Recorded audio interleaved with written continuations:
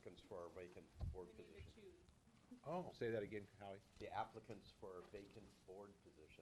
I didn't want to table it. Oh, yeah, okay, I remember that, I totally remember that.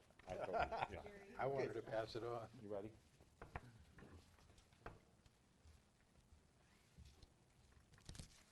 Welcome, everyone. Call the meeting to order. Approval of last meeting's minutes. Make a make- motion. Go ahead. I make a motion to approve. I'll second it. All in favor, say aye. Aye. Right. Topics from the floor from attendees not otherwise on the agenda. Okay. My name is Would Lynn. state your name. My name is Lynn Pettit, and I came to the meeting last month with a proposal to put a little library in Walnut Tree Park.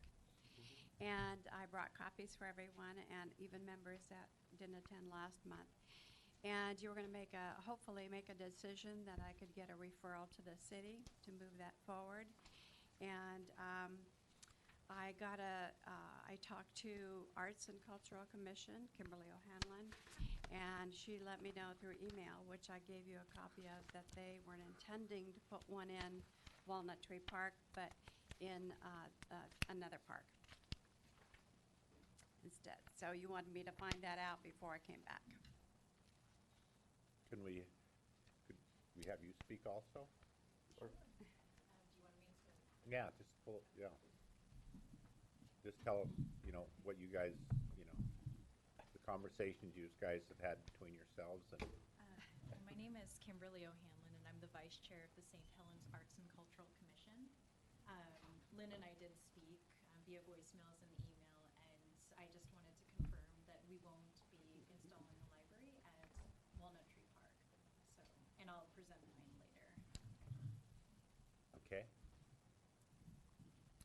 I think that was our only issue last time, right? Yeah, I think so. So do we make the motion to, You wanna, yeah? We're acting like do I hear a motion? it? I'll make a motion that we go ahead and move forward with putting the miniature library in Walnut Tree Park. I think you would work with, I'm working with Friends of the Library. okay, That's but I what we think put you need to work with someone on the parks. Was it Neil or Staff Thad? for Although installation. Neil's. So I don't know how we coordinate that. It'd be Thad. How would they? We're down. Okay. I second the motion. Would you state the motion again? Placement of the miniature library in Walnut Tree Park By, by the Friends of the Library. okay. Still second. Do I hear a second? Second? All those in favor? Aye. Aye. And then that goes on to the city council. Thank you. Thank you. Is there anyone else from the floor that would like to speak on any topic? Doug's not here. Old business, or new business, I should say, 5A, Little Free Library and Summer Art in the Park. I had a feeling that was you. It's like deja vu. Oh, I have handouts.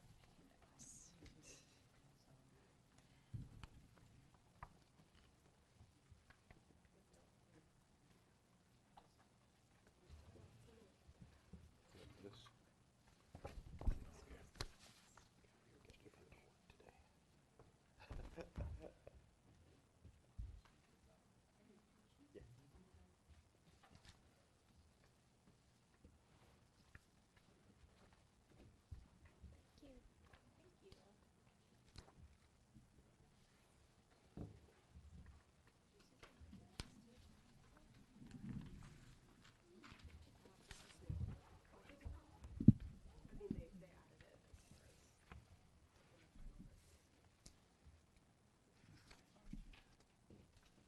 Thank you. I think they added it as far as.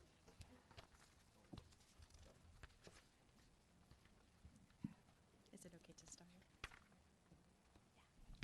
Yeah. Okay. All right. Hi. Again, my name is Kim O'Hanlon, and I'm the vice chair of the Arts and Cultural Commission. So I came here with the second Little Free Library as part of the Arts and Cultural Project. In our last meeting, last week, we voted to support this library as part of our overall project. So this is a library that was done by a private citizen, actually my husband, and it was done separately from the overall partnership that we have with the high school. So everything is articulated there in the handout. And he filled out the application for placement of donated items on public property.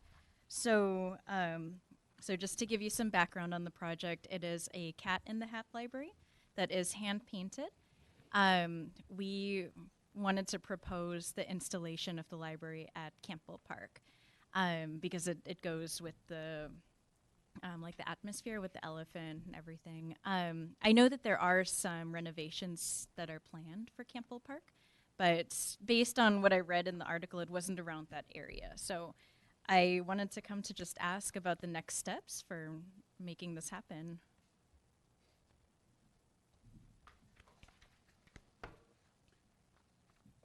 Well, didn't we have one last year installed in the city somewhere? We had one earlier this year, I think, right? Yes. At Yeah, Green Cliff. yeah. Gray Cliffs, yeah. And what was the procedures on that? Wasn't it just, we approved it and it went forward to the city council? Yeah, and then Thad was the This one. is Campbell Park, Yes. which is pretty close to Walnut Tree Park. Yeah, but that's what we did last time, so anyone want to move forward on that? Make a motion to move it to the next, that's not what we're after. How do we say it? Motion to approve the next new little Free library. free library at Campbell Park. All those in favor? Aye. Aye. Okay, thank you. And then I just had one other question. I know that you have, you received from the city, it's been stamped and everything, the application for this. Is this something that I would have to have signed by somebody on the Parks Commission, or is that okay to just go to the city? My understanding is it'll go to the city council. Okay. They'll make a ruling on that, and I'm not real sure what their procedures are from that point. Doug, what are they? It's just simply a vote on city council to go forward or not. Okay. Sorry about that. It's just simply a vote And Okay. she doesn't have to by do the anything. by the council, and you might want to, if it's so recommended, we will be meeting on Wednesday at 1 o'clock, and you'd be welcome to come up and go from topics from the floor, just like you're doing now, and the council will hear it. Okay, sounds good. So Kathy sent out the application that your husband sent in, and there is a section for Parks Commission approval, so I'll just let her know that you guys approved it today. Okay. It's that fast, that quick. Very nice. All right, thank you. Thank you. I did have a second topic, the summer arts in the park. So I don't have any logistical data planned or anything for this, but I know that we were discussing this in our last Arts Commission meeting, that there are an abundance of trash cans. And historically, on the 4th of July, the Arts and Cultural Commission hosts a trash can painting competition. But I know that we have so many trash cans that they haven't all been dispersed. So I wanted to bring about the idea of maybe making like particle board panels that go on the bottom of the gazebos as an alternative to that project that we could do 4th of July, maybe start planning around. Can you explain where you're going to put it? So in the parks, there's the gazebos, and then there's these wood boards that are pinned up to the bottom of them. So we were thinking in the last meeting that that might be an alternative to trash cans. No, just underneath the ceiling, so they would be Like ceiling pins. panels like this? Exactly, yeah. I have, Which gazebo? Any. So I don't have any organization or logistical details. I just wanted to bring it up. what I was trying to think of, yeah. One of the issues, I don't mean to interrupt, but one of the issues is with the musicians and the acoustics. They're always messing with what's happening with the acoustics in the gazebo. And so, for the most part, the electronic acoustics is the speakers are out front, but there's a percussion, and sometimes there's acoustical instruments that are played within there. So, And it y- doesn't have to so be just that. making certain that the acoustics don't get. Yeah, I think we're gonna have to take that a step further for someone Yeah. to really look at, and for the Arts and Cultural Commission to research. Yeah, it doesn't have to be that gazebo, and it's not the one that I had in mind. It's more so I saw the gazebos at Campbell Park and got inspired to suggest the idea. So in that case, it wouldn't interfere with the acoustics or anything. So I have not ever looked inside the gazebo at So- Campbell Park, I don't think. Picnic shelter Oh, it's a is the picnic. term. Sorry. They're not gazebo. Oh, they're picnic shelters. Yeah. Yeah. That's Oh, what was oh. confusing me. And isn't there some talk about replacing the gazebo down here? No, Putting well, there was, wasn't there? there was at one time. Yeah. We talked about it for a long time. Last year they talked about doing Picnic tables. instead of trash cans. That's another alternative too. So we're hoping to get away from trash cans this year, just because of the number of them, and do something else. So what does the staff feel about the coverings, the picnic table coverings, or about them having designs inside of our, Under the shelter? yeah, the shelters are, I haven't looked at the shelters in the park to see what the ceiling structure looks like. My concern would be how to attach those semi-permanently so they would be safely attached, and then being able to remove them, because especially if they're particle board, they're obviously not going to last Yeah. for a long time. And they could be another material. as Yeah, well, so. yeah. So that might be an option as well, as a different material. I would just say it should be park specific, like, because every shelter's built differently. So you Right. probably want to pick a location and then work And then around the research it. logistics of Okay. it. Yeah, Yeah. yeah. We kind of need a proposal anyway. There's no proposal. Yeah, I would think coming back to us, Okay. you guys have more. Okay. So is that something that the Parks Commission is open to? I'm just trying to brainstorm around trash cans. So. Okay. yeah, I think we're definitely open to it. It's just- Okay. Yeah, there's no doubt we're open to it. We Yeah. need to know what shelter you're talking about. Yeah. So we can go out and probably look at the shelter to see what Okay. complications or. Yeah. would be Sue, there. you know, she The has one some, that's- engineering concerns about it, and, you know. The one that I had looked at was the one at Campbell Park, because I was out there already taking pictures for the library placement, and I just noticed it was panels screwed in, so I figured they could just be like wood screws that go in. You might want to get together with Sue too, this Sue, before you, you know, while you go out and visit, you know, kind of hash it out Okay. before you bring it to us, because if it was hashed out between the two of you or other people before it Okay. came here, and she thought it was a good idea or it's safe, you know, it'd probably be a little smoother process if you Okay. did a little work with the city staff. Okay. I can sounds tell you what's going to happen at the council level. We'll need some safety endorsements from either staff engineers or engineers, that those will not fall, because that puts the city liable for any injury encompassed on anyone who's there. Yep, So makes sense. I know for me, safety, and I can speak for the other council members, safety is one of our biggest issues. So as long as all those concerns are met and signed off by, then I know the council will endorse anything that's imaginative, creative, and Okay. culturally enriching. Great. Thank you. All right. Thank you. Okay, we're still on new business. Topic 5B, Godfrey Park. So I think we're gonna kind of tag team this. This started when we were updating the Parks Master Plan originally. You may remember we talked about Godfrey Park and what we'd like to see out there. And there were a number of reasons why this park might be suitable for a nature-based playground. And if you're not familiar with what that means, it's just a playground that instead of being made of like metal and plastic. You focus on using natural materials like logs, twigs, rocks.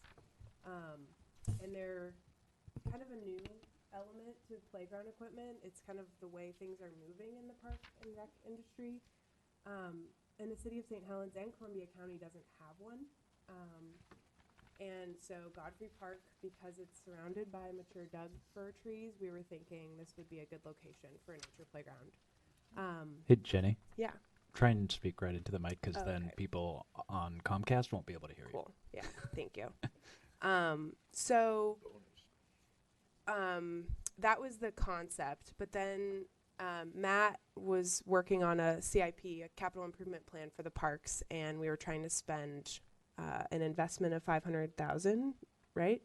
And so we kind of broke this project into a higher priority because it's a little bit lower cost and it's kind of just an isolated project in a park. So we planned it for spring, summer installation, and to help facilitate that, we worked with a landscape architect who actually developed a full site plan for Godfrey Park.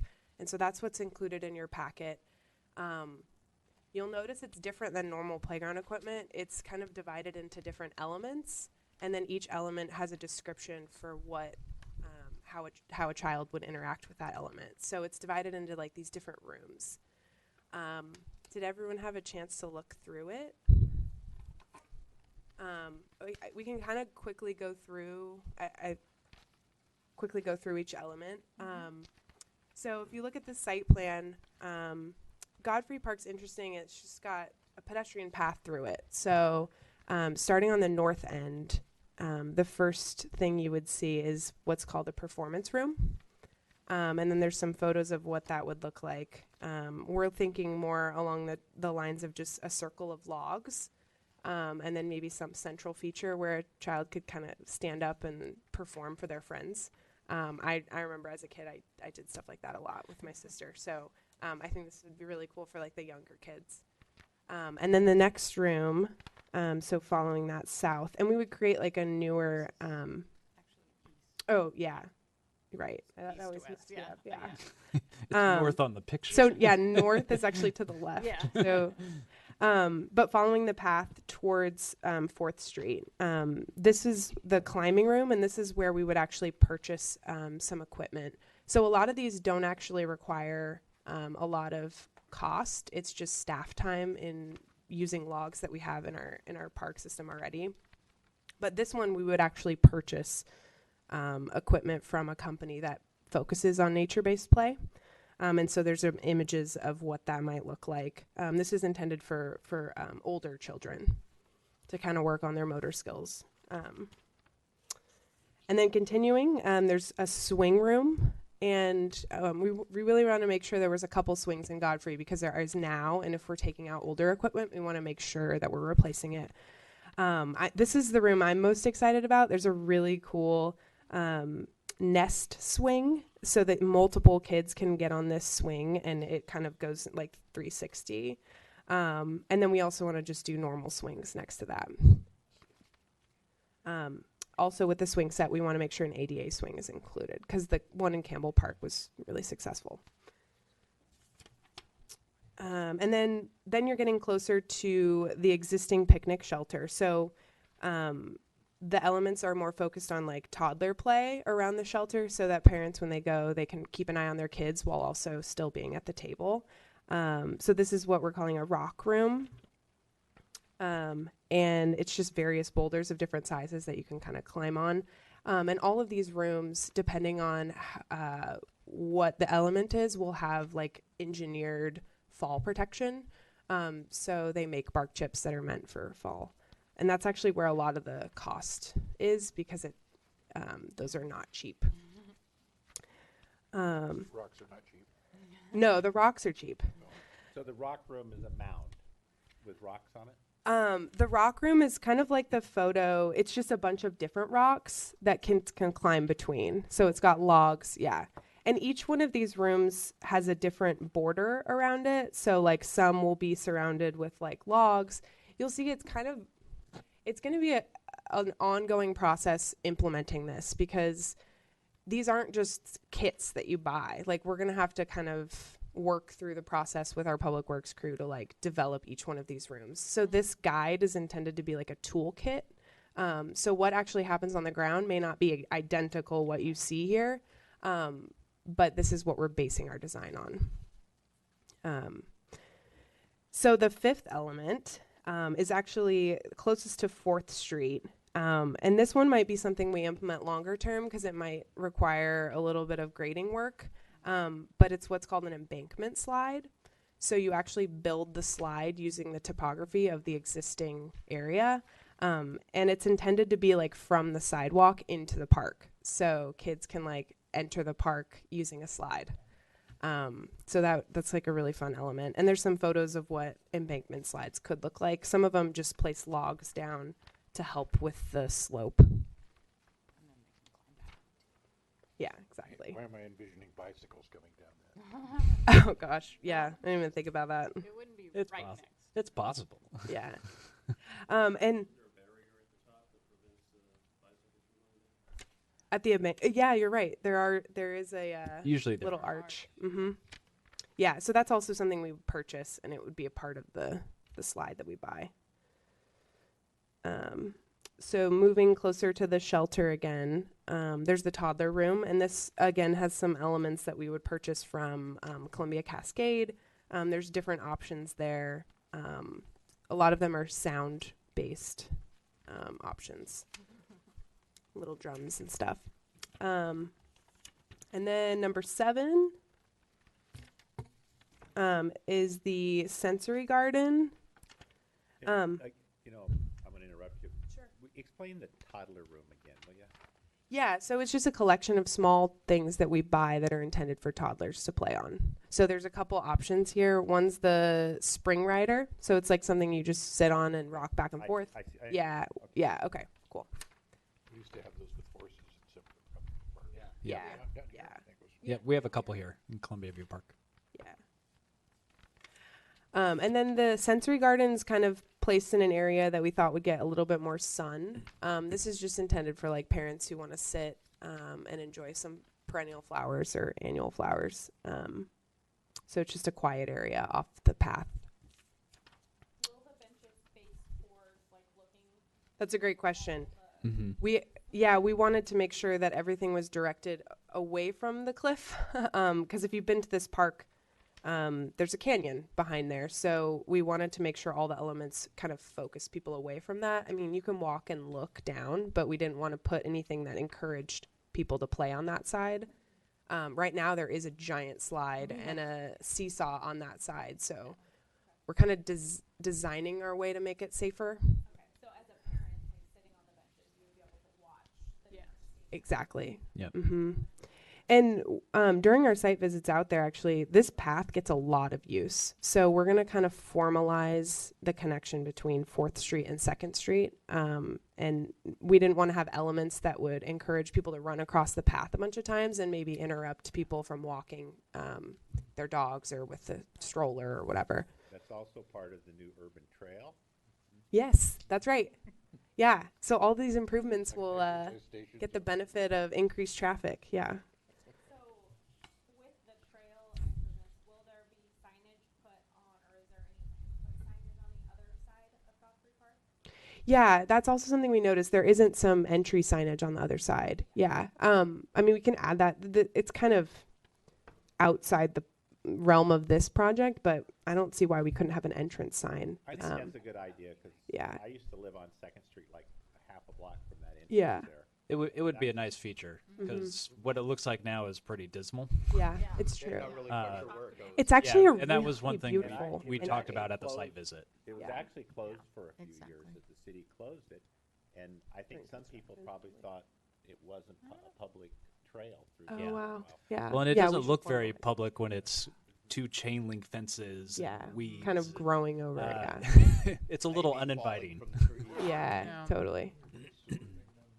Yeah, I don't know if something can be The put on the storm- fence storm- itself. Plant ivy, no. Which fan? Fence on the other entrance, just like blocking off. Part of it is, yeah. Did you have a question? Yeah, what happens to Covered shelter. It'll stay. Yeah, it's actually, That was one of our key parts in the walkthrough, is making that a main structure that kids and parents can kind of make a home base, but you can still see every little area that your kid could play in. right. That's kind of the central spot. Yeah. And I think we talked about adding like a barbecue, you know, those charcoal grills out there too. I don't think there are any. It's not a reservable shelter currently. And that's partly because there aren't utilities directly to it either. So like if you wanted to plug anything in, you couldn't. So for parties, it's kind of difficult. So Jen, the old swing set that's there and the slide that's there, they're gonna go. Come out, yeah. Yes. Those were put in the 60s. Oh, they've been there ever since I've lived here. The slide doesn't work real well. But I tried it. I do have a comment on this, and this Yeah. is something I brought up numerous times in this meeting, and no one, wants to do anything about it for some reason. Maybe it's because it's not a good idea. But the area behind the Century Garden there, I know you said you didn't want people over in that area. But I used to think that that's where probably the playgrounds, I didn't realize you're gonna tear everything out. But I like this idea a lot. But I think that area to the right of the Century Garden, I'd like to see that developed as a pet area for off, for not off leash or anything, just, where dogs can go to do their thing. Because right now we have, the bags, on the other side and everything, and there's no signs or anything, but I'd like to see a sign that said, pet area. So that's where people would take, and that would hopefully keep them away from the area that's actively involved in it. And the thing I've always, I've asked Neil about, and he's not real fired up about it because there's a road that goes through there. Right. But maybe even on the other side of the road that's closer to that fence that's by the house right there, fill that in, just plant it with grass and call it, the pet area, and, have the bags there. I'd like to see that happen, but. That's an easy addition Yeah. for something to add on later if you ever wanted to as a commission. Yeah. Well, Yeah, it I've been would- talking about it forever, so maybe I'll put it on the agenda sometime. There you go. Go for it. Because Neil's just kind of been, okay, maybe yes, maybe no, okay. He didn't want the road covered up, and I understand. Yeah, the access road we would need to He maintain. wants that but- access road, but that's not. Sure, but that doesn't take up that whole No, the portion access there. road doesn't. It could be on the other side of the access road there. Mm-hmm. And that would be far enough away that hopefully the dogs, wouldn't be messing up this really nice area. Can't we make that as part of this? Can't we make this part of this, an addition to this proposal that, we have a pet area? Not an off-leash pet area, but just a pet area. I guess I don't know what distinguishes a pet area from any other part of the park if it's not off leash. Well, it's like when you go to a rest area, and it says pets only, and people pretty well, when you see that sign, Maybe pets they'll only. take their pet to that area first before they go to the rest of the park. It'll do its Do their business over business. there, I see. not over there. So really, And especially if you had a couple bag stands there, Sure. and is the ask then to really just add a sign that says pet area? Pretty much. well, And yeah, do you want? what I was thinking was on the other side, I haven't looked at this area in several months, and, but there's a road that goes through there, a gravel road. It's not very noticeable. It's kind of noticeable. It's not that noticeable, but there's some area between that road and the fence that borders that. There's a house right there, and they have Yes. a fence right there.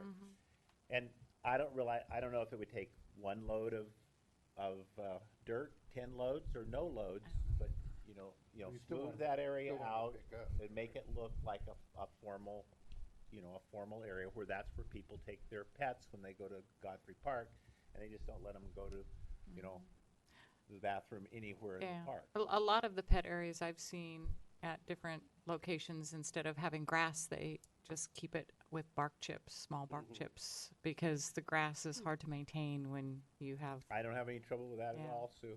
So, But I think your idea has merit. So just the details we would maybe need to think about and figure out what would be the best way to implement that. Sure. Yeah, Yeah, it's a park. it's a nice flat area. Park is good, yeah. I understand that would be a lot easier to keep clean. This is more of an FYI, because the work's gonna happen spring, summer, and I wanna make sure the Parks Commission's not blindsided by some work. Because it's an approved project that's already, been kind of You've discussed, been talking but, about this for a long time. but the design. So you've been talking about this for a long time. Yeah, at least the concept of a nature park or a nature playground at this park. Yeah. If we wanted the dog area, is that something we should kind of make a motion to see if you can add that at this time, just so it's all done at one time? Sure. Yeah, I mean, this is a site plan for Godfrey, so if there's an Yeah, and element that the you nice wanna thing see- about the site plan too is we don't have to do everything all at once. Mhm. That was kind of one of the key aspects of putting this together, was to build areas that we can do as Incremental. time and Yeah. and How is it materials good- become available. You know, Howie's really, I know how paranoid he is about dogs, you know. I don't think that's an overstatement. Some yes, some no. Yeah, Good okay. buddies with some, and some don't like me. So like anything over 100 pounds, right? But, You know, there's no. but if you, Howard, if you'd like to make a, Should we make a motion that in the long-term plan of this, it doesn't have to be done with everything else, but we would like to see a pet area somewhere in the park? I like to see the pet, well, okay. Well- I think that's probably the place it should go, because it's Mhm. tucked away, it's away from everything. And then, because of the canyon there and everything, that's really about the only place that. So make a motion that we have that they include a pet area in their master plan of Godfrey Park. Second. All those in favor? Or do I need to say discussion, Sue, or not? I mean, Sherry, good? No? I think you feel it out. Probably should have a sign because people are going to see pet area and they're going to assume it's off leash. So you're definitely going to want another sign there too that says pets must be on leash, just so that you don't have dogs off I leash. think it's next- confusing, yeah. Especially since we have some off-leash, Yeah. we have off-leash areas in other parks, but yeah, Maybe at least clarify. So just to stand here in some of the details would be the signage, the bags, some kind of ground indicator, whether it's rock chips or grass, and then you sign about leash, pets on leash. So signage, ground, and not a fence, not dog park, but pet area, leash pet area. Okay. Can you add that to it? Yeah. Or? That's my motion, what do you To think? summarize. I'll second the The amended. amended. All those in favor, say aye. Aye. Those opposed? So really quickly, I just want to finish all the elements. So the last room is a labyrinth. So this is kind of a circular path that kids can walk around. Visually, it just kind of looks really cool. And we located it kind of closer to 4th Street. There's this area, if you visit, that's kind of elevated. There's some topography change, and there's like trees that are like surrounding this area. So we can really imagine kind of a labyrinth in the middle of all these trees. So that's where it's positioned. And then if you'll look on the site plan, we're also proposing a restroom long-term. This is not something that we have funding for this project, but we wanted it identified as a location on the site plan. At Godfrey. Oh, would you? Yeah, flush. Yeah, there's sewer available in 4th Street. Yeah, and we were really happy with the Gray Cliffs restroom. So it'd probably be something similar to that, or even maybe smaller, depending. It just depends. So that's the elements of Godfrey. There's a budget attached here, but I was just talking to Sue. I noticed it doesn't include fall protection, so we have no idea what that's going to cost. And I think we're probably going to shop around for things like the benches. But this was just like their run at a budget. Can I ask a quick question on the benches? We had some discussion among staff of what we're kind of looking for a bench. Do you have, as a commission, any opinions on what's in the picture back here? Is kind of 2 benches with a middle bar, and they're kind of expensive because of that middle bar. But the other option is a regular bench with no middle bar. The reason the architects threw in the middle bars because they see that used a lot in parks to avoid the homeless or people from sleeping on the benches. But it's also a 6-foot bench, so a whole person can lay. We can just get smaller benches. Yeah. So, do you have any preference on any? Yeah, my first impressions when I looked at Matt was, it's wood. Correct. We did We talk talked about, about that not too. Yeah. not doing wood. Yeah, especially given the shade and all of the pine needles in that park. I think we want something that's more durable. Yeah. Yeah. Walnut tree. Walnut. Yeah, and that was actually made by, I think, the high school welding students designed that one. Yeah. Yeah. Yep. Yeah. Yeah. I like those enamel coated ones. But Enamel with we'll- metal, you mean? Like Yeah, they have little like circles. You know what I'm talking about? Well, and I want to say they almost Yeah. got something just like what the picture shows, but metal slats instead of. Yeah, I think we'll shop around, and I mean, we don't want to spend all our money on benches, so we'll shop around for something that's durable, and looks decent. Because I know we keep talking about a couple for Nob Hills, and maybe the city can find a good deal or Bulk benches, deal. and Yeah. maybe they'll give you a bulk deal if you're Those buying Knob Hill it. benches were already approved and should have been can be purchased anytime. It- So we need to. Yeah. When I visited there, I noticed there was a mound of something. Yep. The big mound in the back by the cliff. It's just basalt. Yeah. It's a natural feature. No, it's just a big rock. And our goal, if you can tell, is to direct your attention away from that. Originally, they wanted to incorporate it in the design, but they realized we would need safety protection along the back, and we just didn't want to promote that. I really wanted to avoid having to build a fence along that cliff in the back because it's expensive and also doesn't look the best. Yeah, yeah. Are the horseshoe pits staying? Yeah, that's a good question. So the embankment slide, since we don't know exactly where it's going to go, if we need enough room to get off the slide. So we had heard that 4 horseshoe pits might be a little excessive. So this plan shows 2 getting taken out and then leaving 2, and that's to accommodate the embankment slide. If you look on page 3, it's still kind of in that general area, but it's right around where a curve is in a new proposed kind of sidewalk area. So there's 2 existing. So we would use those existing horseshoes. So there's no like scorekeeper thing there for the horseshoe pits. Oh. Is there? I don't think there is. Uh-uh. What? Could we add one? There's one in the Scappoose Park, the big park that they do all like the soccer and stuff at. Is it Veterans, veterans? yeah. They have one at those horseshoe pits. I know they have bocce, but they have horseshoe too. Huh. Okay. We'll make Is it just like a bead thing or like a bead counter? Oh, okay. Yep. That's a good little. We'll make a Only note go of to it. And yeah. 21, right? What? You only go to 21, right? Isn't that a score of a winning horseshoe match? Or is it 15? I don't No know idea. I'm not really the best person. Yeah, we'll look Don't into you have a that. fish bike So, thing over there?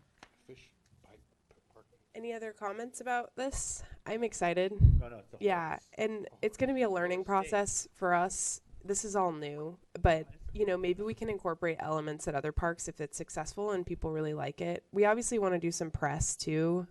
We've been kind of quiet about it. Just we don't want to overpromise, and so I'm being really careful. Crystal's been prodding me, but since it's new, we're going to work through some of the kinks and stuff, and then promote it once Might it's be built. better to have the press release after it's done. That's what I was thinking too. But people will want to know what's going on when there's actually construction, and I think it's good to let people know that we're working on stuff. Like we're not, Yeah. we're really trying to improve parks. When I keep throwing in the urban trail, more people that go through there, the better it is. It's true. Yeah. Jen, what do you want us to? This is information. Yep. And you had some really good suggestions that are totally doable. So thank you for your comments. Kind of a concept thing, right? So this is gonna be spring to summer, right? Yeah, I need to work with Public Works on scheduling and getting a team together. I haven't done that yet, but That's what I'm hoping. All be finished by the end of summer, or some components will be done by the end of summer? Some.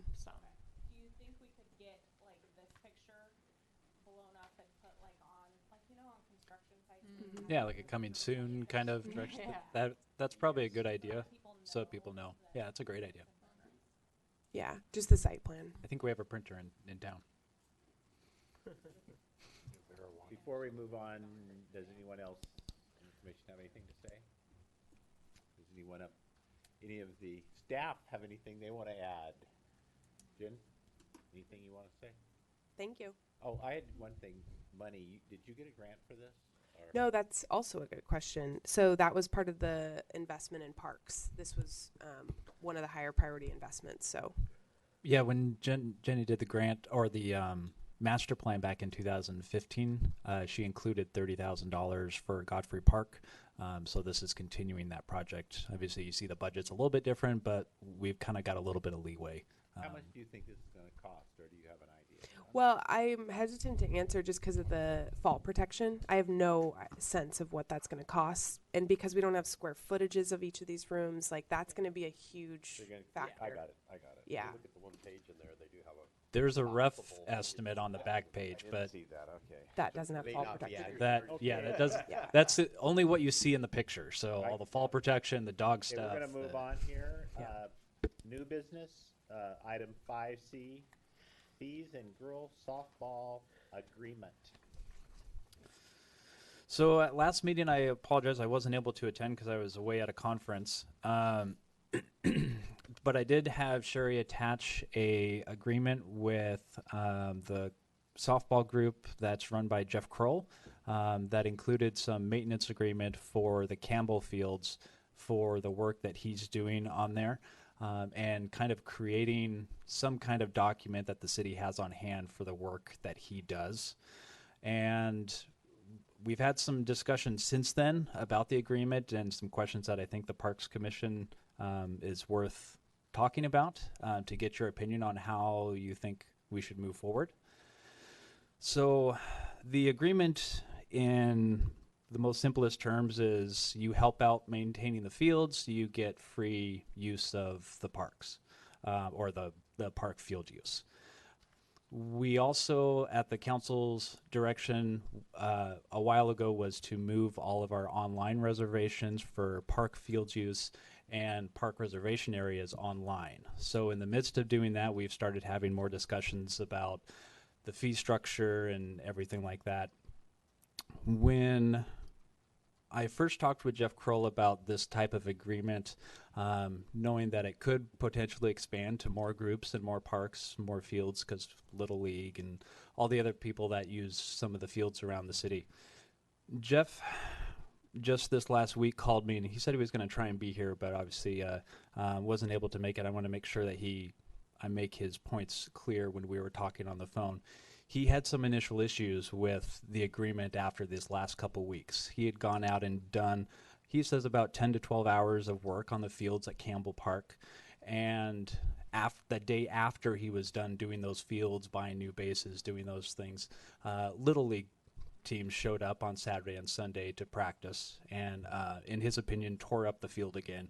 So the work that he had done, because there was no exclusive use permit anymore, the Little League was able to come on that Saturday or Sunday, practice in the fields, and so it kind of, put a damper on all of his time that he had to put in. So now he's having to go back and do another 5 or 6 hours, he says, of work to get it back to what it should be for what he would like it to be for his teams to play on. So in some ways, the getting rid of the exclusive use, which council wanted to do, was great because it allows more people to actually use the fields. Unfortunately, when we're working on an agreement with him to maintain the fields, now he's starting to think that it's not such a good deal for him because he's going to have to do twice as much work because there's more people, because he can't say, no, you can't play on the fields. So we're kind of caught in between two different ways to go.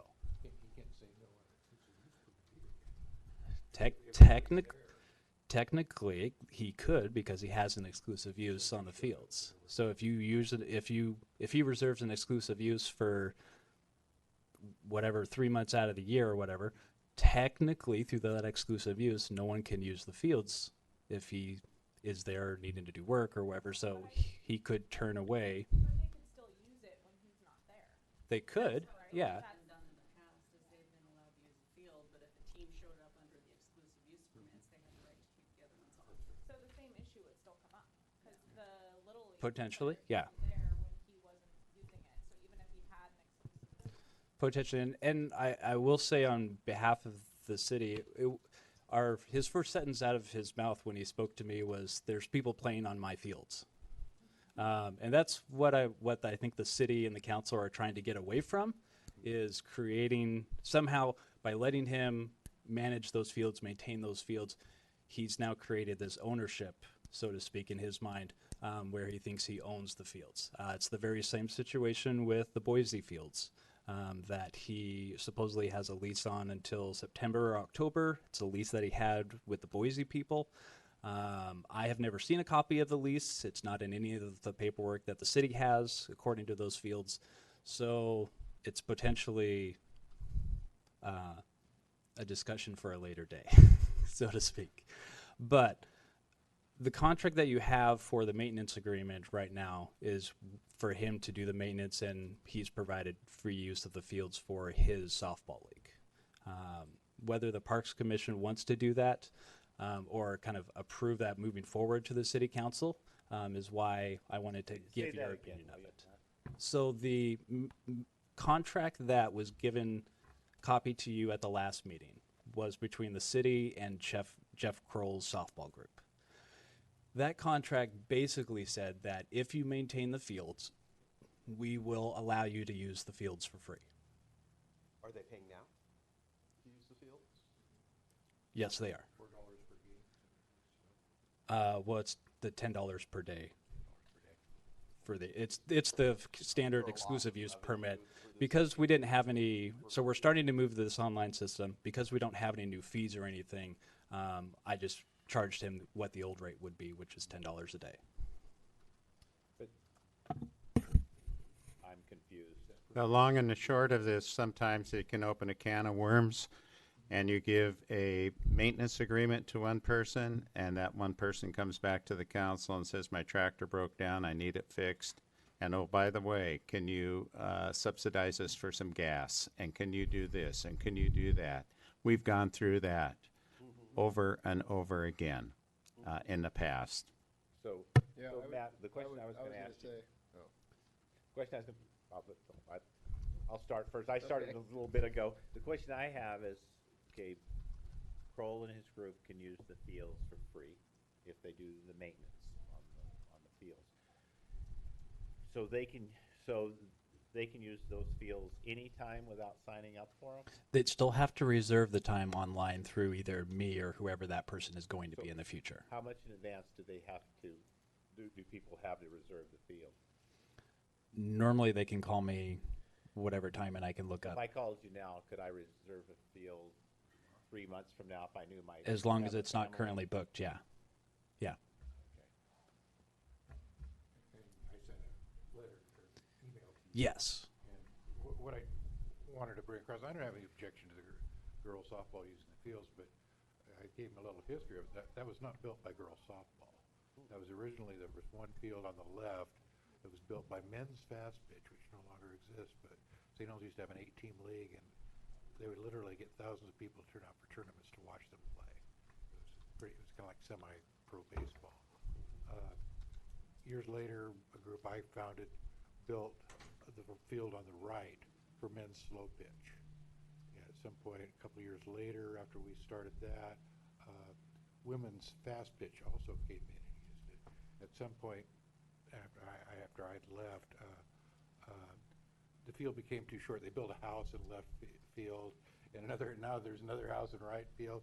And for men that can hit it over 250 feet, it was landing on the house and created consternation. Men's fast pitch also built the concession stand. Lights were put up by the combination of the three groups, raising money and finding volunteer labor and that sort of thing. So So it was initially adult fields. Pixie League, as the girls softball used to be called, played in the parking lot. The reason I mention all this is it was not just a city park that was built for one group or another. It was built by volunteers, all the laborers, volunteers. We always maintained doing all our own fields, preparing them. And people drove bikes on them, did all in the rain. We got out there and put wood chips on them and all kinds of problems with it. But in the end line, we all got along. We started these, 4 or 5 years ago, or longer? Can't remember. I think, yeah. Yeah. And so that was to help offset some of the costs of maintaining it, and the costs, mowing the fields and that sort of thing. And girls softball paid the fee, whatever it was at the time, and also still did the labor. And the labor's always been done, because if you were to take over, you'd have to charge them considerably more, as they do in other places. It's over $1,000 a year for one team to play, and that would never float here. So I don't know if I have a recommendation out of all that, but it's just that it kind of irritates me when somebody says, well, it's my field, because it's everybody's field. A lot of people put a lot of effort and a lot of heart into doing that to begin with. And I don't think $10 a day is an awful lot to ask. And that they're getting a field where they play hundreds of dollars per team every year to use. So I guess my first question to the Parks Commission would be, do you want, the issue right now is by letting Jeff maintain the fields like he is for now, it creates that ownership and potentially a liability in the future if something were to happen on the fields and just go, well, we don't maintain it, Jeff does. And that whole kind of he said, she said kind of situation. So do you want to allow Jeff Kroll to continue to maintain the fields? Before we get there, Paul, you wanted to say something. Oh. Go. Yeah, I mean, in respect to that, obviously, most of you all know that I have operated the BMX track down there at the McCormick Park for quite a few years. So my thought on this is I kind of agree that it kind of opens up a can of worms when you try to have an agreement like that. Now, ours, we've never really had anything. I mean, Thad, the Parks Department, Sue, and working with Neil over the years, we've always had a pretty good working relationship. However, we've done most of the track maintenance to try to get it ready for the people that use it for racing on Saturdays, and we just use it one day a week, and the rest of the time, obviously, it's open to the public. However, the city has helped out. Work crews come down there and help mow the yard a few times or this or that. So, kind of to me, it seems like there should be like the city should do the maintenance, and it should be kind of a baseline. And if if Jeff and their group needs it to be, to a different standard, then that's on them to do additional maintenance if they want to do additional maintenance to get it to some pristine level. I'm not a baseball maintenance guy, but that's kind of how I sort of view the relationship we have on the BMX track. It's just like, well, people go down there when it's pouring down raining and get ruts all over it. I don't call up and complain about it. It's, hey, it is what it is. It's open to the public. We do the work on it, and we have to smooth it out and get it ready. We're responsible for the safety of the people that use the facility when we're racing, and so I kind of see it as the same way. The only difference is that the maintenance that he's doing is basically the infields, and the outfields are always, I believe, still owned by the city. At least I'm told that he does the mowing. Thad, who's he? Jeff Kroll and his group does We the have a mowing top as well. dresser now. We have all those. We have all of that stuff for the outfields. The other thing is there's also a demand charge There is, yes. every month, which is probably barely covered by the $250 or the $10 a day. The $10. Well, that's what we're going to talk about next. I kind of want to be the devil advocate here a little bit. So one big issue is liability for the city, right? Yeah. If One for the people who play on the park, and also for Jeff or whoever maintains the field. So If if somebody Jeff is- cuts off an arm or something in a mower, we don't have any agreement in place that gives them the okay to maintain the fields. It's basically verbal between that person and Thad or whoever it may be. Before I go to my second question, now you just answered another question. Probably not. If he maintains, let's say the city does the maintenance, and he wants it to a higher standard,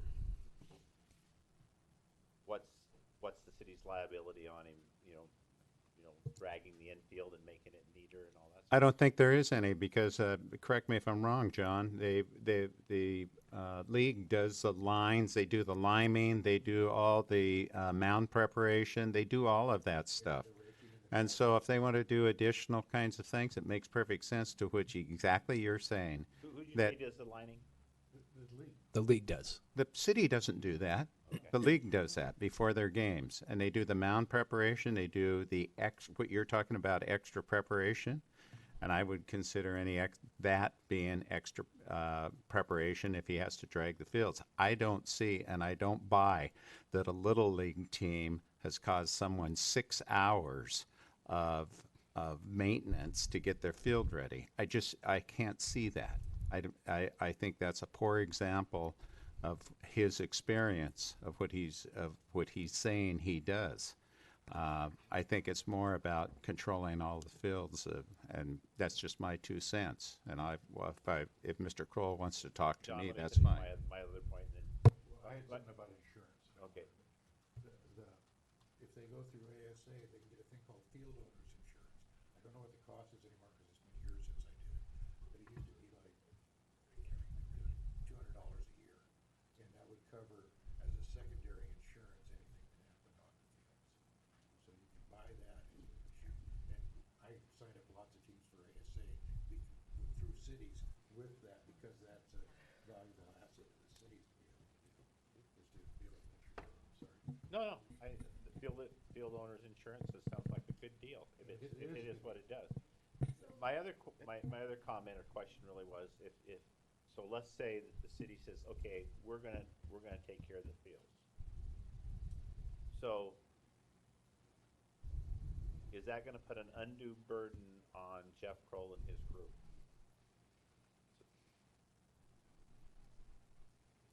I mean, Sue says no, but I have no clue. I have no idea. I have no idea. We don't know how much money he has. Yeah, because they That would wouldn't be be less maintaining for it. him to do. Pardon? That would be less for him to do. Yeah. He wouldn't be doing all of the maintenance anymore. The city would be doing the standard maintenance, and But- then he wanted to do something on top Well, of that. But we keep think- in mind, and Sue and Doug can probably speak to how much we actually really maintain right now with the staffing level that Parks has.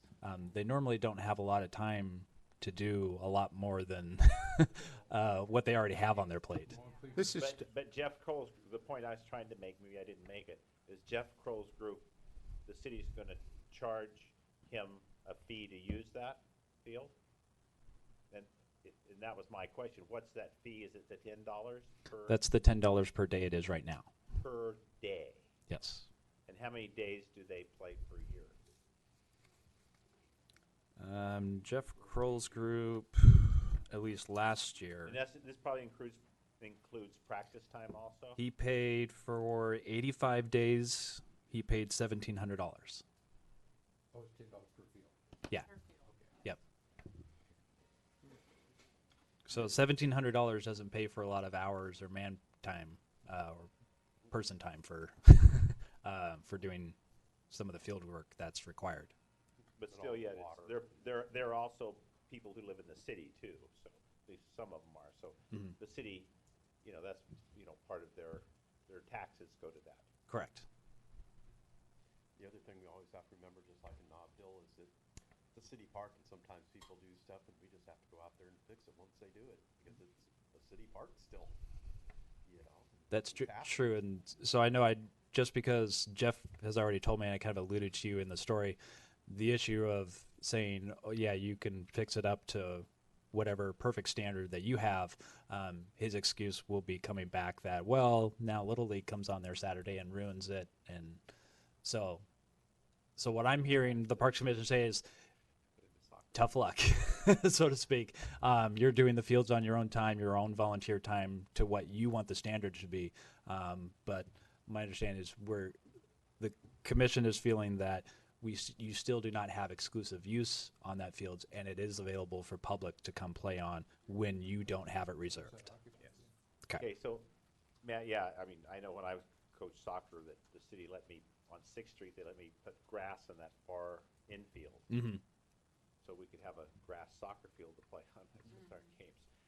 Yeah, I'd like to have all the money I had to put in the fields at times. So Matt, what's the city staff position on this? I think I know it, but from what's been said. What's your recommendation? My recommendation would be the same thing that kind of came from city council, is to get rid of exclusive use, because we want people to be able to use the parks and the fields. My recommendation would be to not do an exclusive use agreement and say we will maintain it to a certain level of what it is right now, and as those fields improve and maintain with some of the investments that we're going to be doing, we can up that level. But if he wants it at another level, he's free to do that, but it's at his loss if there's another field or time that comes. That's just my personal opinion. Make a motion. Well, I'm a little confused and concerned. If you don't have an exclusive use permit, then does that precipitate, you're gonna have people out there battling to use fields, first come, first served? If it's not reserved, yes. Reserved, so Exclusive use has always been for. So he could still come in and get exclusive use, he could just sign up for the fields. Correct. He would be able to. We can give them first serve. Yeah. Come first. Oh, then Yeah, I'm just like a normal park reservation. high school girls and exactly. Girls all. Yeah, no, we already went through that potential, the high school girls versus Jeff Kroll's group. He knows when they want to use the fields. I assume And for actually this practice and games and this year I did go through the reservation process with the school district and Jeff and worked out all the kinks and all the game and times and hours, so everybody knows when they're supposed to be on the field, when they're supposed to leave, when Jeff's group can come on, and all that kind of stuff. And actually, The status quo under the reservation system, we're fine, we don't have to really do anything, right? correct. So I move we do nothing about it. And everything will be fine. Because they can reserve the fields, and they can do what they want to do to the infields to clean them up to make them playable. So I think the direction right now, or the really ask right now, is about the exclusive use contract, which I think I have a general consensus that you're okay with. Your opinion as a commission of not moving forward with an exclusive use or kind of contract for maintenance kind of thing. Okay. That's part one. well, okay, do you want us to make a motion on that? John, make a motion. I make a motion, we go with the revised registration system for fields as it is, without any exclusive use agreements. I second. All those in agreement? Okay, so part two on the actual reservation portion is the $10 fee per day. So in the past, the exclusive use permits that have gone out at $10 a day. Just a second, Matt. When Yep. you say $10 per day, Per field. per field, does that include all day? Yep. So my question, my comment on that would be, why all day? Why not limit it to 4 hours or something like that? Well, actually, that's what's in my proposal. Is if you'll look on one little handout that you got, on the very last page is a little sheet. So just real briefly, if I can back up the exclusive use permits, which were $10 per field per day. I had Sherry grab some from last year to kind of figure out what the hourly cost would be on those. One group rented the field for about 112 hours of use. They paid that $10 per field per day. It actually ended up they were paying $5 an hour to rent those fields. Another group ended up paying $1.32 per hour. Another group ended up spending 71 cents per hour to rent those fields, which is pretty low in my mind. And even really too low to really maintain it at with our current staff level.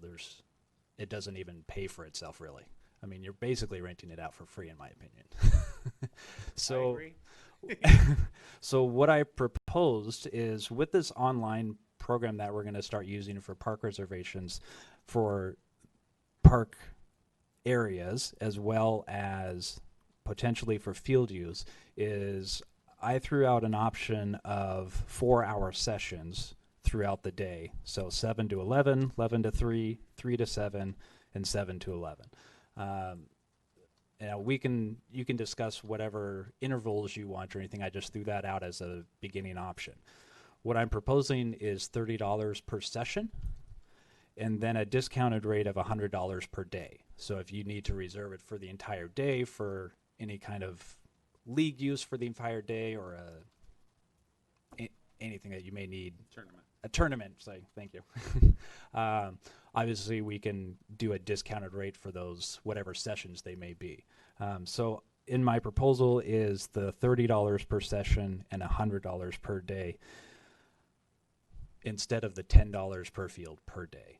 It's not a huge jump when you look at it at an hourly rate, so to speak, increase, but it is a little bit of a jump from what it is now to at least account for some of the additional staff time that are going to be needed. The thing that concerns, go ahead, Carmen. Per day? Correct. The thing that concerns me a little bit here, I like the concept. I like the concept. But last year, Jeff Kroll and his group paid $1,700. At that time, they were only charged $10 per day. Per field. Per field. $10 $20 a day for both fields. Okay, so now that would go up to $60, right? So they would go from, so $10, if it's 2 fields per day, that would be $20. And under the new thing, that would be $60 for 4 hours on 2 fields. Rather than a whole day. Yeah, it's going to increase.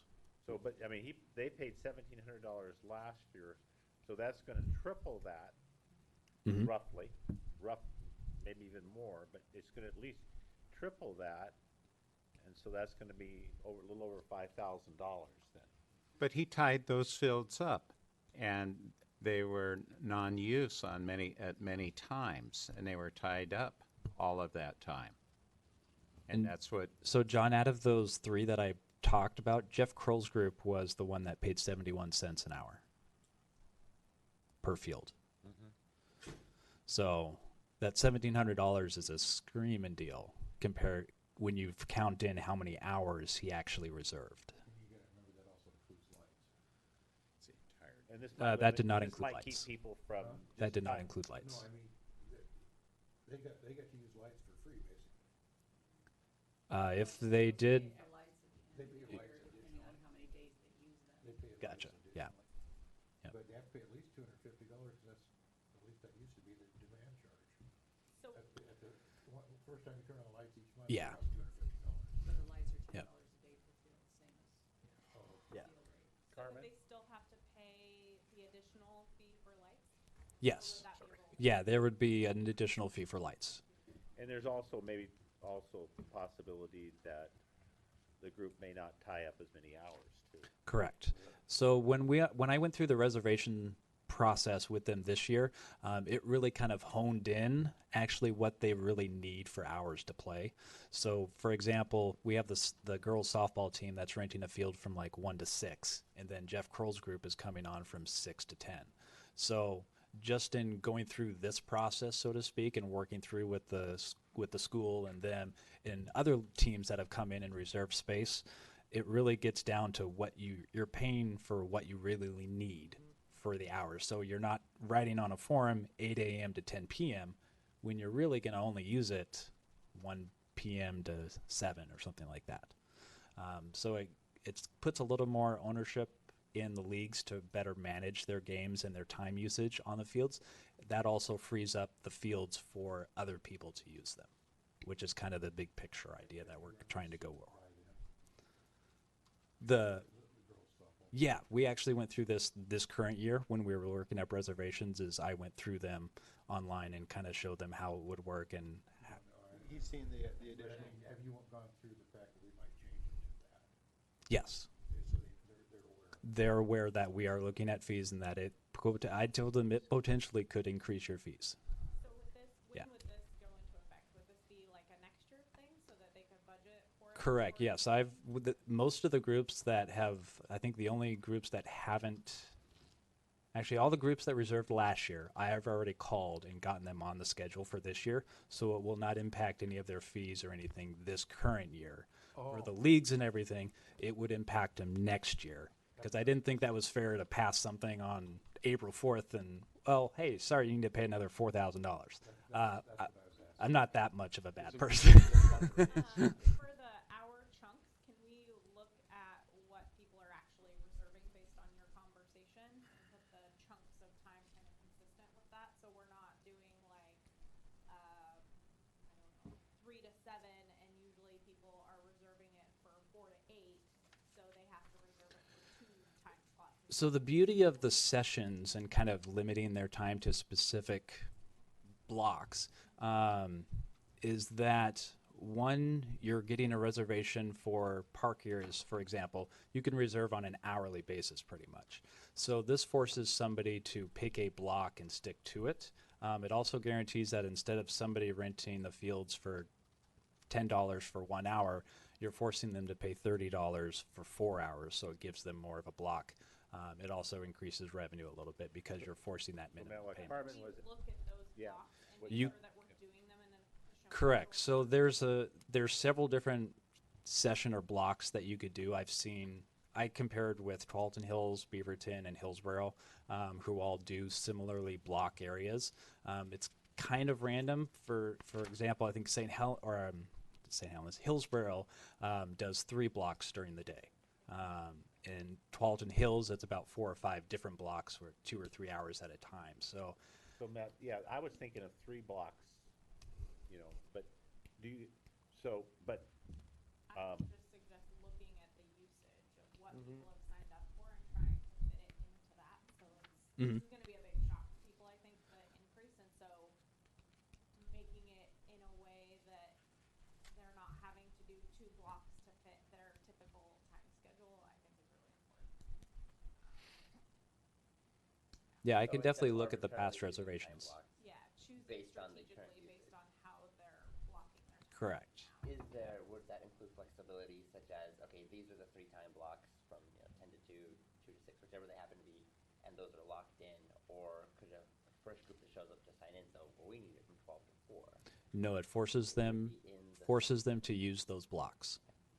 I would also Yep. suggest working with those groups and saying this is our proposal for blocks, time blocks, like what times. Correct. I haven't moved the session or blocks time forward yet because I wanted to bring it to your attention first before really talking with either the softball groups, the little Carmen, why leagues, don't and you everything make- like that. Think about it for a second. Why don't you make a motion that includes those 2 things? I have another question first. Okay. Is Scappoose doing something similar?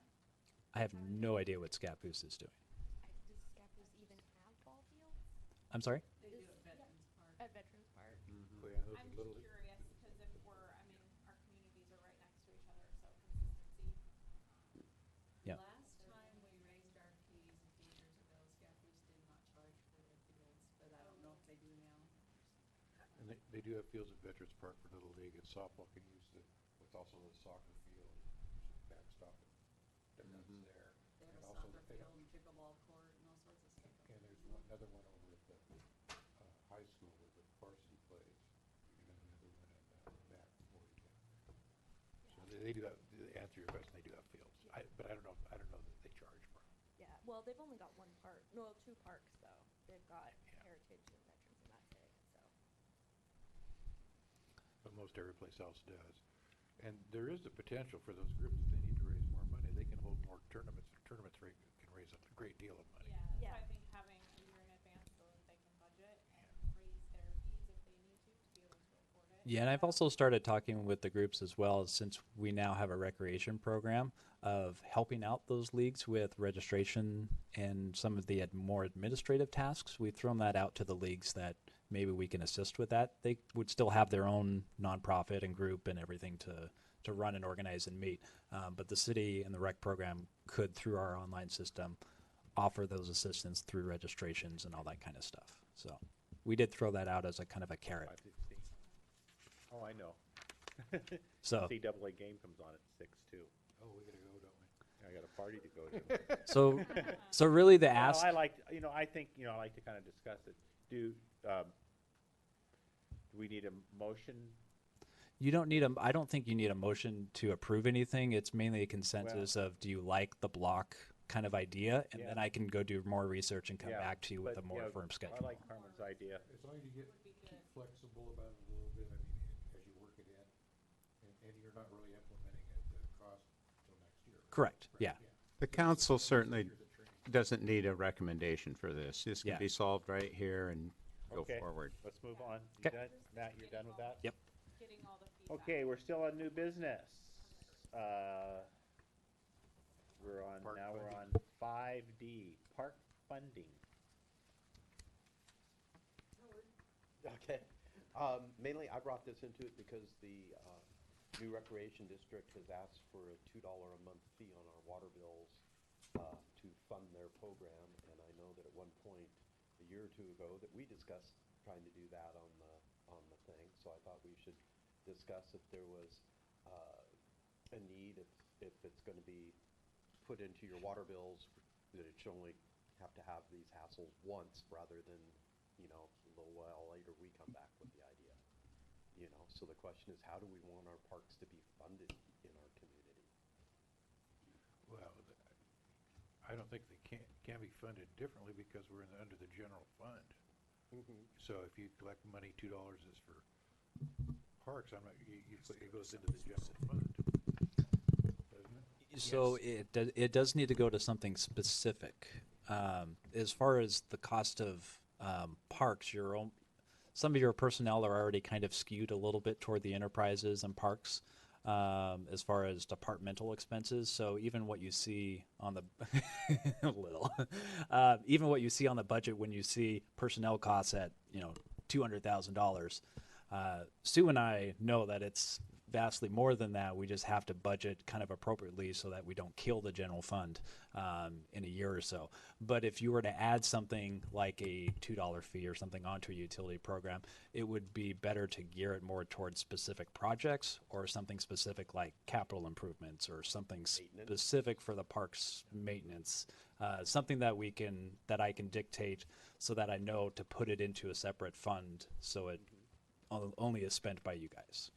I don't think the community is going to be on board with paying an extra $2 for maintenance. We already do that. I think it would have to be some big thing that we're going to accomplish with this extra $2 per person or whatever. If we're going to ask the community to keep paying for more money, we need to have a plan for exactly what we want that money to go to. That was one And- of the. Oh, Go sorry, ahead. I was just going to say that was one of the key things in the rec program that we didn't go out for it initially. Is we found grant money to start the program initially to kind of show the community what it could be before asking for support, so that they could see what they were paying for. And I think the council stands behind the rec program. Well, I know the council stands behind the rec program 100%. They want that to succeed. And so long-term, what does that mean? It means parks and rec, just like the TV show, just like any other city in our nation has a parks and rec department. So around the corner, this is going to be combined into a general fund, into its own funding, I would imagine. So that's just from the council's point of view, long-term, which could be maybe several years out or 5 years out, just depending on how things go. We'd like to see a bit of restructuring of that. That's from the council's point of view. And I know we have kind of briefly talked about potentially looking at going out for another taxing district, so a service district, much like what the county is trying to do for CC Ryder. It's a potential that the city could look at a Parks and Rec district. That's one of the reasons why the council asked for Eisen Schmidt Pool to change their official name, was because we wanted to get them out of the Parks and Rec so that we may free it up for the potential for the future. Yeah, that, I was thinking about the swimming pool. Already a lot of confusion. Yeah, yeah. Yeah.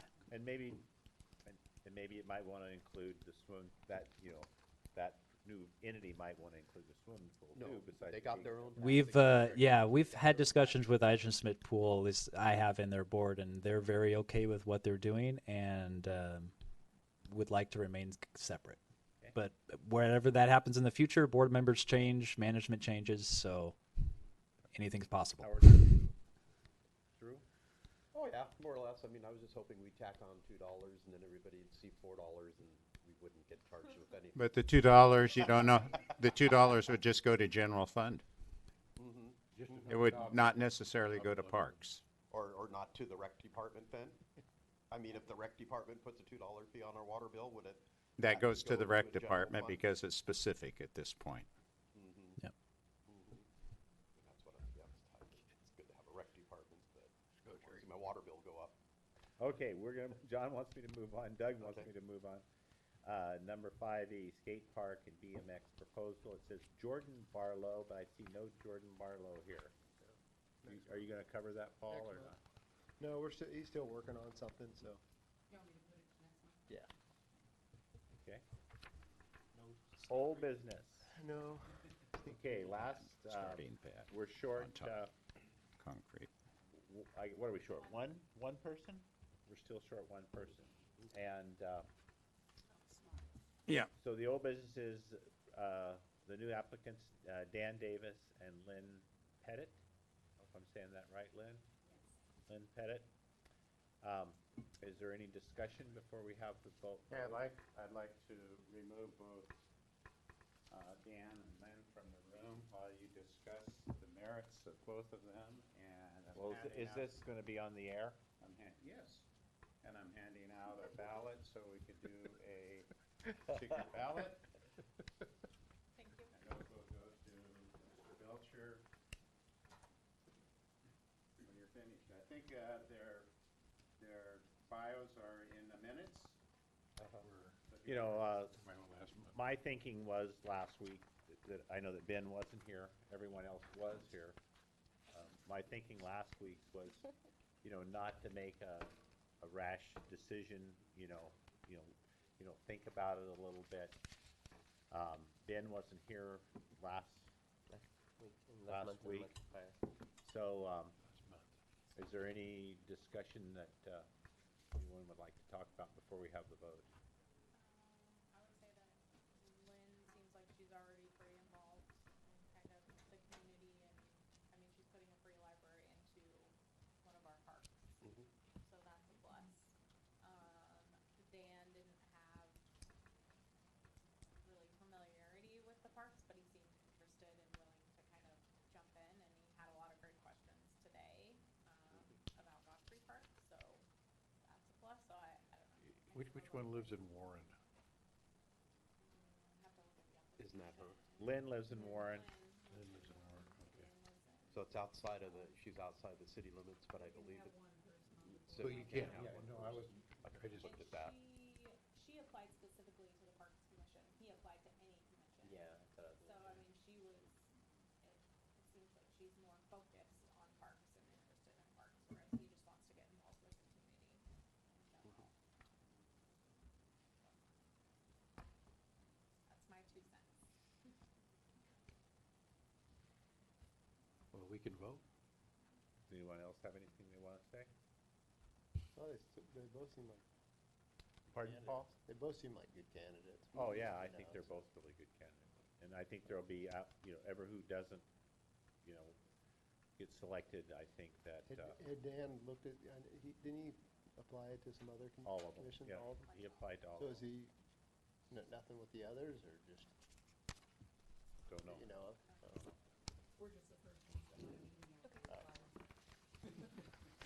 two, three. 3 more votes for this. dessert. Oh, I gotta use your pen.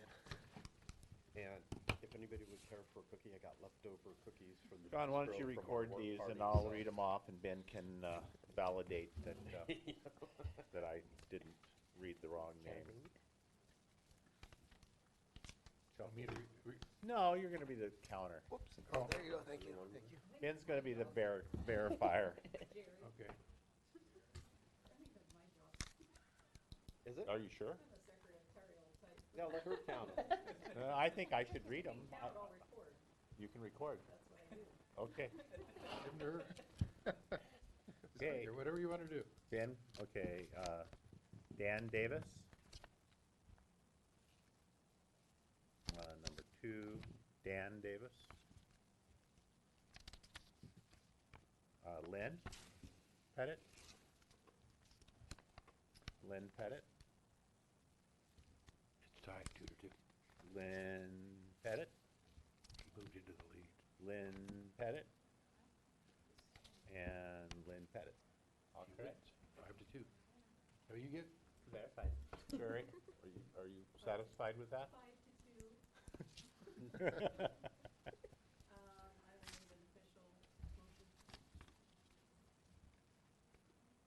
Make a motion for us to recommend to the city council to bring Lynn Pettit into the Parks and Trails Commission.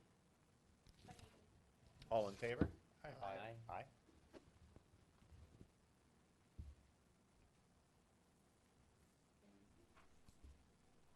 You can tell them they can come back in now. why does this remind me of grade school or something? You have to leave the room. Notes and counting, right?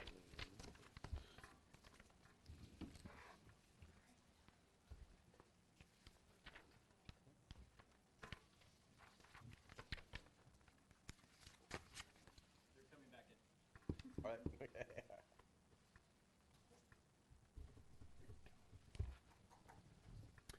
Guys, we really appreciate you both taking a lot of interest in applying for the position.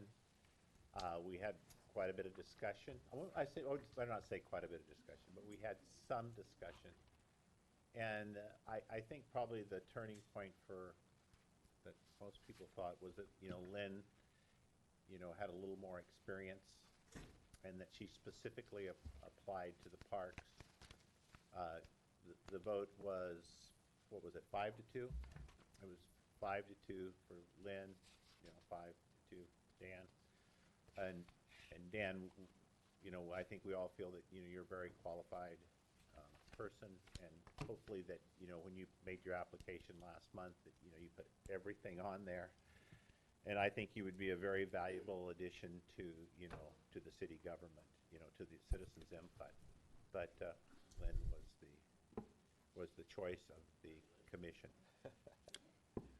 Lynn, congratulations. And one of the things you must know about Dan is that he appeared before the council, and he has this wonderful endeavor of incorporating broadband throughout our entire city. Very, very similar to what the city of Sandy has done. That means that your Comcast bill would be like what you're paying for Comcast now would be almost like $20 or $30 or $35. It's almost a freebie. And so he's working diligently on that, and he gave a great presentation to the council. The council wants to go forward with those kinds of endeavors. And so this guy has a tremendous amount of promise in our community as a volunteer. And I'm sure that he'll fit in our community so very effectively. Thank you to the commission, and I look forward to working with you. Lynn, this will go to council and they will make the official recommendation and the city recorder will send you a letter. Okay? Okay. Congratulations again. And before we move on to 6B, Sherry, what park are we going to discuss next month? Oh, Jake's the one that's doing that. Okay. Are there any discussion items? Councilor's report. Well, if the counselor's not here when his time comes up, he, Oh. he forfeits his right to give the report. Wouldn't you think I so? have one more old business thing. Well, Doug should go first. He was higher on the agenda. Well, if we're on No. old business, let's finish up old business. Carmen before we go needs to to Doug. go first I without was it. just gonna bring up the bike safety fair that's on May 18th. I said I would look at my schedule to see if I could also attend, and I have a race that day, so I can't man the booth, help man the booth. So, I don't know if anyone else is available. I'm gonna be gone. Just wanted to put it out there. Okay, counselor's report. I don't know if you're following what's happening with the council, but we changed our a bit of our way we're going to govern in operations in the city. We're more of a hybrid, more of a thorough hybrid form where we've empowered Mr. Walsh to act as a city manager on day-to-day basis. But the departments are still overseen by the council. So there's, it isn't either a commission form of government or a managerial form of government, but it's in between, and we're all working as a team. So that's the most important thing. So that the staff and council work together. So Doug, who oversees the departments, like the police department? That still is, well, this is interesting because the council writes the evaluation and of the department head, and they work as a liaison with the department head, but that department head answers into day-to-day operations to Mr. Walsh. Does that make sense? Okay, so there's the division, whereas that wasn't happening before with say the police chief has some kind of concern or wasn't, of something, he can go directly to Mr. Walsh. And so Mr. Walsh is empowered on a day-to-day basis of that.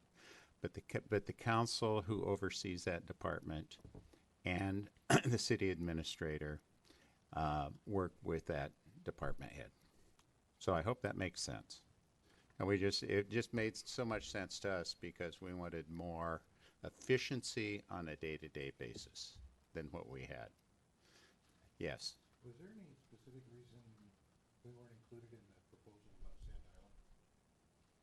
Well, I thought you were. I don't know, were we, and I missed it? We were, Was it a couple months not the ago? final decision, no. No, not the final I mean, decision.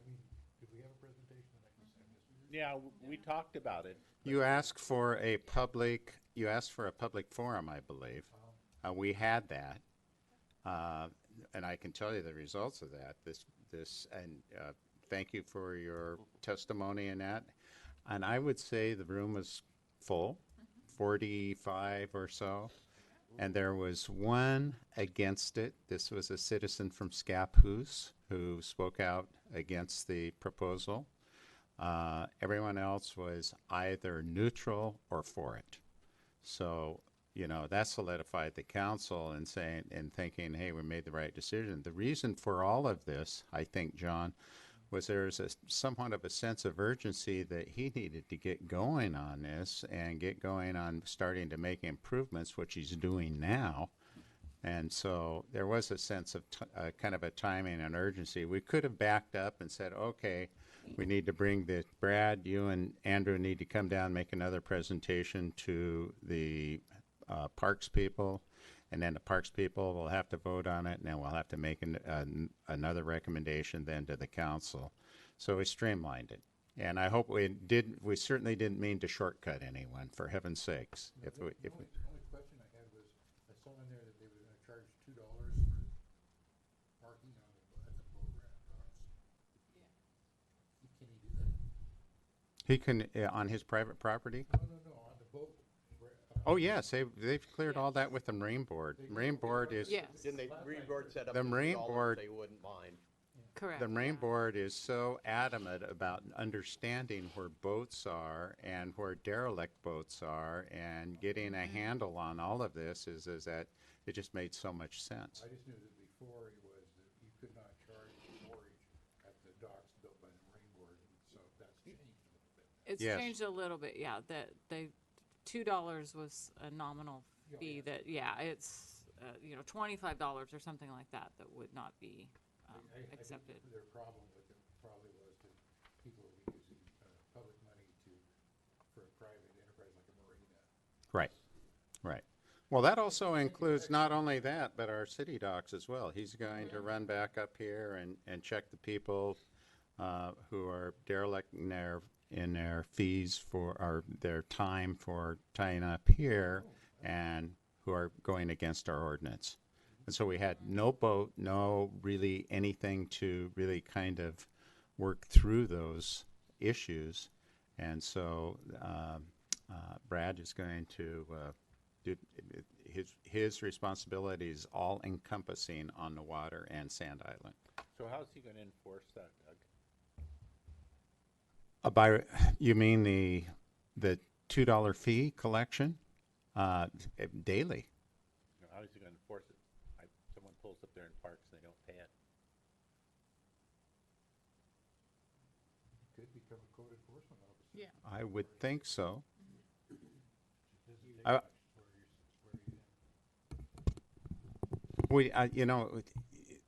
To a point where he didn't think it would be a problem if he has the county sheriff is right next door to him, so he has immediate access to the county sheriff and their aquatics boat, whatever. So I guess that's the long and the short of it. He didn't think it would be a problem at all.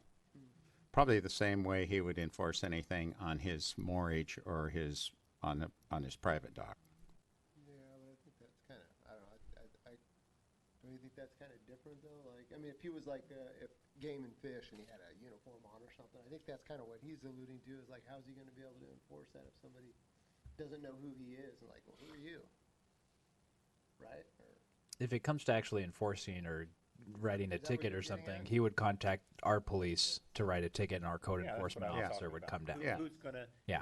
if who's gonna write the ticket? Yeah, since we have a code enforcement officer full-time now, and we do have coverage on the weekends to So go they down just there. keep checking and then just calling in and saying, hey, so-and-so's not.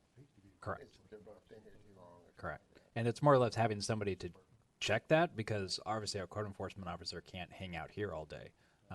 But if we have somebody on a daily basis that's checking those docks and can say, oh, that boat wasn't here yesterday, and go down and chat with them, and then Well, that's a good idea. if I something mean, needs to be. Yeah. I know it's a good idea, but I was just wondering, because that was part of the problem in the past was enforcement.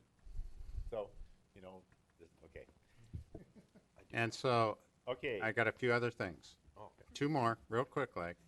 One is that along with the adjustment of our governing, the mayor appointed people to various departments. Our Councilman Topaz, who is new, stays with the library like Susan Kahn was. He just replaced her, and he's a person who oversees the Arts and Cultural Commission as well.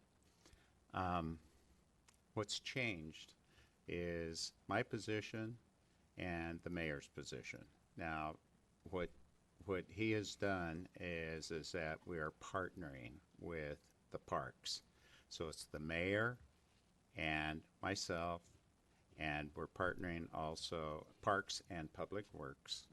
So we're partnering with Parks and Public Works, and we're also partnering with administration. So we both oversee this commission. For you, the reason I'm reporting on this is that we both oversee this commission from now on. It'll either be Mayor Rick or myself, or both of us, whatever. But anyway, that's the way he wanted it set up, and so I endorse that a ton, because that means that you have either one of us to come to. We won't play each other against each other. We are team players, so hopefully we'll go forward. That's Terry, mine. I have a question for you. On here it says discussion items and other business. What's the difference between the two? They're spelled differently? I do have a It's been brief, done for 20 whatever. Okay, discussion, we'll put them together then. Sue? I'm guessing discussion items are on things that you've already brought up, and other business is new. Okay, discussion, Something new. very good. I have a discussion item. I'm so glad you're here. works as well. That does make sense. It makes sense to me, Sue. I mean, it makes total sense. So discussion items is things that we've covered in the past. Very good. Okay. So last week, Commissioner Doug was not here when we gave the presentation on the urban trails. And the Urban Trail Subcommittee, which composed the four of us, we would like to give that same presentation to the City Council, but it has to be done in the evening because three of our members are not retired like I am. And I'm gone most of the times too, so that takes into account there. So what are some options we have? Well, to be more, the most flexible is topics from the floor and then just ask for additional time if you need it. So the topics from the floor is 5 minutes, or we can put it Oh, on. no, this is not gonna be a 5-minute deal. Oh, no, this took us probably a good 30 minutes. Is it further than? Something like Is- that. Yeah. We could probably do it in 20 minutes, maybe, yeah. We can give the gist of it in probably 15. You know. Got it. Or so. Okay. So when are you meeting in the evenings? I know you have a work First and- session in the day. First to and third. third Mm-hmm. Wednesday. May 17th. I think I'm gonna be gone April 7th. April 17th, May 1st, and May 15th. So when's the next one, Matt? April 17th. 15th? 17. Do you want to be on that one? Oh, May 1st. And then May 1st. May Day. Can't do the May 1st. I got a No, family reunion in Sacramento. May 1st. And then May 15th. May 15th? I'm gonna be in Tennessee. And then June 5th. How about How about we just do the 17th? we just do the 17th? Of this month? April 17th? April 17th. It- Okay. Yeah, it can, Will that fit? we can add it to the, Shoot an We email can- to Kathy Kathy. and include the presentation so she can put that in the packet. Okay, I'll call her up, and And not Talk that it to her. matters, but I won't be there. I'm not gonna shoot her an email, by the way, Oh, you Matt. won't be there? Neil should be there. You'll be there. I'll let He her know should be tomorrow there. we have a managers meeting and we go over the agenda so I can have her add it. Can you just add it then? It'll probably, I think it's gonna take at least, That Sue's not gonna be there. I heard that, yeah. But we- She can always That's okay. watch it on TV later. No. Well, the second time we go through, it'll be faster. Yeah. So April Neil should be 17th, and there. what time is that? 7 p.m. is when it starts. April 17th at 7 p.m., okay? Our evening meetings are usually about 20 minutes. So it's your 20-minute presentation. You're not gonna be breaking any records, are they? Is that okay with everyone? Yep. Okay. So we have the handouts, and we'll probably just do it with a handout like we did last time, besides doing it, PowerPoint presentation. Does anyone else have any discussion items? John, what's it called again? It's called the Urban Trail Subcommittee presentation. I have one thing. Sue just brought up a good point. So what you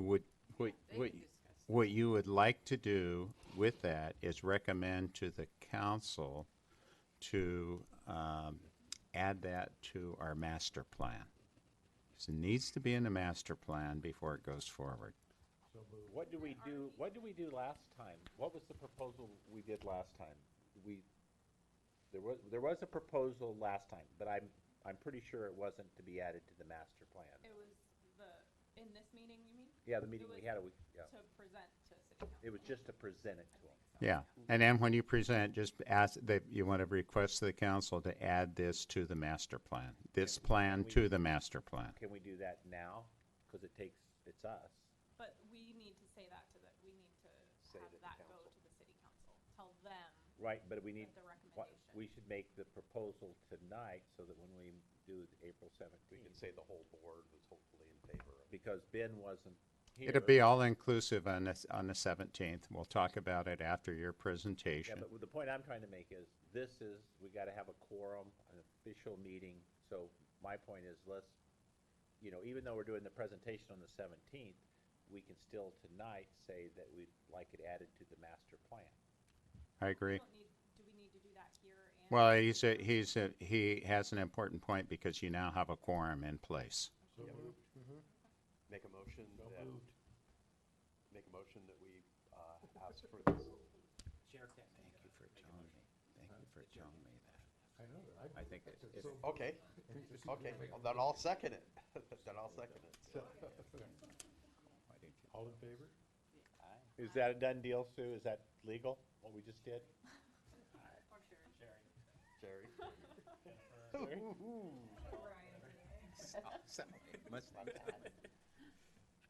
I move we recommended that city council approve, Add to the master that, plan. What's it called? Urban Trail, John. Urban Trail is added to the master plan. How's that? All in favor? Aye. Aye. Is there anything else? Okay, I no, can that do was it in about- discussion items. That was just discussion items. That was the old business. I will try to do the new real fast. Okay, is there other business, new business, or other business? I've got just a few seconds here. We had 13 people at our work party. We had a great time, planted more plants, picked up a bunch of trash. Doug showed up and participated for a couple hours and helped pull blackberries and stuff. So it was a very good thing. Thank you to the city for providing an outhouse for us. Thanks to Scappoose Bay for providing us with plants. And thanks to Gaynor for providing us really good snacks. If anybody would care for a snickerdoodle, I have a few left from the event. Also, I happened to go over to Great Cliffs. They have parking lot, looks great over there. What they've done is really fantastic. I love the fact that there's a boat launch sign for small boats for over there too. I like to say that the old dumping that I saw isn't going on anymore, but I walked beyond where the trail is out the road a little bit farther, and right where the sign says no dumping and stuff, there's all types of fresh yard debris dumped right at the base of the sign.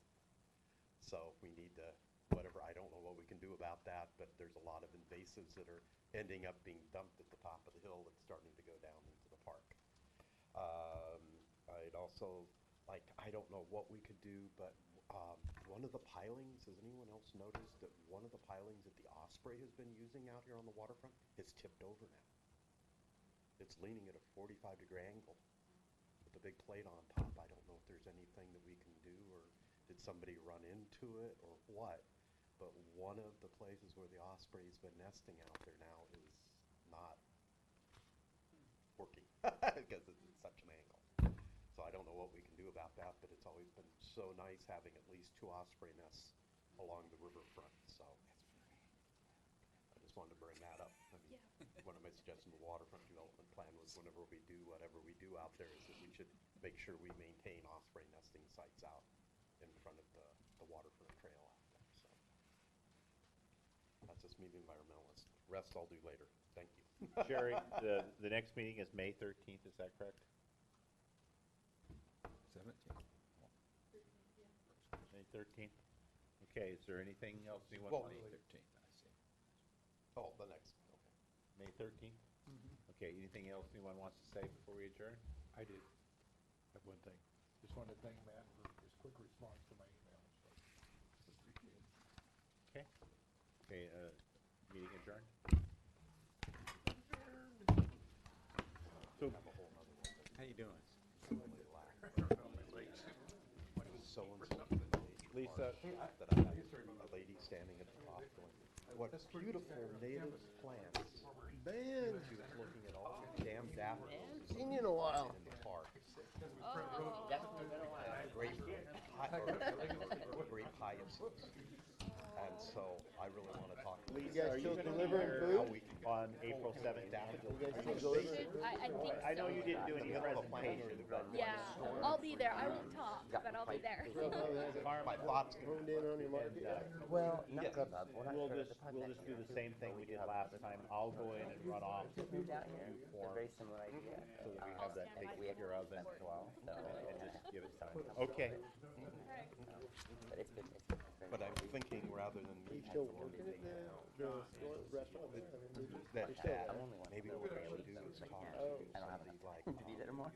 stand that was I on the tour that doesn't I make right now, but I really public like gardens here. Oh, like the art And maybe they should come out Yeah. with them so that they can be taken It's a over Then you, public spaces. So it's not like that damn Howard took them out. That they went to, like, look over the corner park at the intersection. There's no daffodils. That would be so beautiful. All those daffodils were there instead of my nature I think park. that's So I'll put that more on the agenda next time. It's been a hectic start to the year, but things are settling down a little bit. Yes. Yeah, I've read a lot of the PDFs and stuff on here, you know. I gotta look at my calendar about the, oh, well, that, May 18th? Yeah, I don't know if you heard We have a nature walk or riding the meeting minutes the last time, go around what, because we had these two groups. There's gonna be one May 18th, and then there's another one on May 11th. And we're gonna be like, say, Thursday, one thing